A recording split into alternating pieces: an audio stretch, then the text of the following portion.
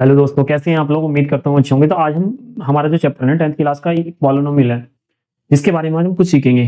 तो polynomial chapter के अंदर ना हमें क्या करना है, चार टॉपिक पढ़ने हैं। कौन कौन से? एक तो क्या होगा, जो कि हमने 9th क्लास में पढ़ के आए ना, उसके बारे में कुछ पढ़ेंगे हम।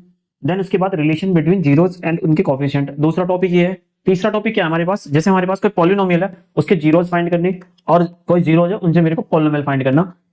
तीसरा टाइप ये है। और चौथे टाइप जो है ना, ग्राफिकल रिप्रेजेंटेशन, यानी कि जो ग्राफ के अकॉर्डिंग ना मेरे को ग्राफ को से ना मुझे नंबर ऑफ जीरोस बताने होंगे कि कितने हैं। तो चार टाइप है। छोटा सा चैप्टर है, इतना बड़ा चैप्टर भी नहीं है।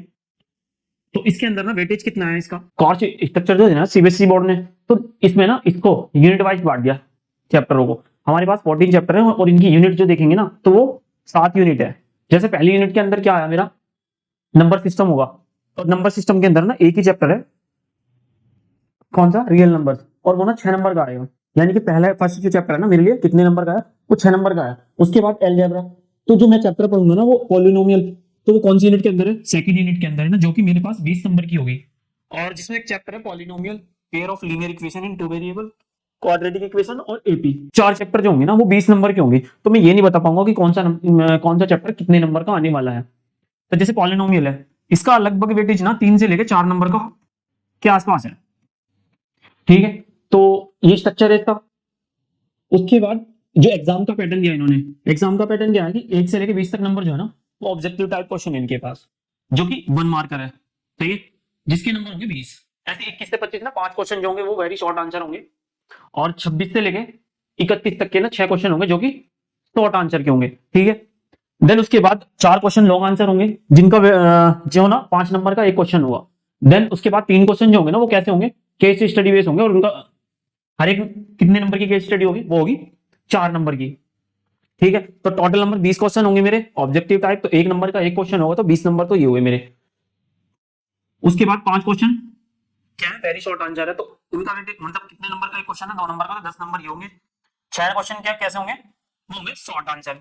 जबकि 3 नंबर का एक क्वेश्चन होगा तो 18 नंबर ये होंगे। ऐसे 4 क्वेश्चन कैसे होंगे, लॉन्ग आंसर होंगे, जो कि 5 नंबर का होगा एक क्वेश्चन ही। और 3 क्वेश्चन केस स्टडी बेस होंगे, जो कि 4 नंबर का होगा, तो 12 नंबर। ये टोटल नंबर ऐड करेंगे ना तो 80 नंबर होंगे। लेकिन मेरा जो पेपर है ना वो, मेरा जो मैथ का सब्जेक्ट है वो 80 नंबर के, 80 नंबर तो मेरे पेपर के अंदर होंगे। लेकिन 20 नंबर का ना मेरा प्रैक्टिकल है, जो कि स्कूल की तरफ से होगा। ठीक है ना, इंटरनल बोल देते हैं उनको। तो 20 नंबर ही होंगे, तो टोटल नंबर ना 100 होंगे, जिनमें से मेरे को नंबर बोर्ड के अंदर से रिजल्ट के अंदर आने हैं। इसमें क्या है, पॉलिनोमियल पूरा चैप्टर जो भी है 2024 बोर्ड के अंदर जितने भी क्वेश्चन आए हुए ना, सारे के सारे एग्जाम के अकॉर्डिंग, मतलब जिस पेपर में जौन सा भी क्वेश्चन आया हुआ ना उसके अकॉर्डिंग 2024 में हर एक क्वेश्चन को मैंने ना इसके अंदर डाल दिया। तो आपको सॉल्व करना है, मतलब पहले लेक्चर देख लेंगे, देन उसके बाद इस पीडीएफ को लेंगे। 2024 के लगभग मान के चलते हैं हम 16 पेपर होंगे। ठीक है ना, जो कि 2024 के अंदर होंगे, तो क्वेश्चन हमको मिल जाएंगे इस पीडीएफ के अंदर। ऐसे 2023 के क्वेश्चन सारे के सारे जो पॉलिनोमियल चैप्टर के अंदर आएंगे वो भी पीडीएफ में आपको सेंड कर दूंगा।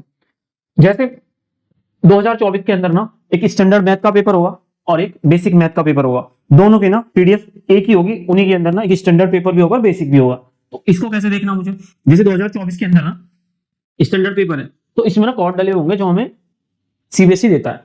तो जैसे 30 एक एक होगा ना, ठीक है, इस कोड में कौन कौन से क्वेश्चन आए, एक तो पहला क्वेश्चन पॉलिनोमियल का था, ऐसी 10th क्वेश्चन भी पॉलिनोमियल का था, ऐसी 20वां क्वेश्चन भी क्या था, वो भी प्योर पॉलिनोमियल का था।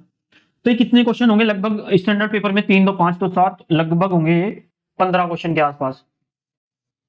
15 क्वेश्चन ये करें, ऐसे ही हर एक पेपर के अंदर ना 15 क्वेश्चन होंगे, तो 15 चौका 60, यानी कि मैं लगभग 2 घंटे के अंदर, मतलब लेक्चर लेने के बाद 2 घंटे और लगा लूंगा, तो मेरा ऐसा कोई भी क्वेश्चन नहीं होगा जो मेरी नजरों से बच जाए।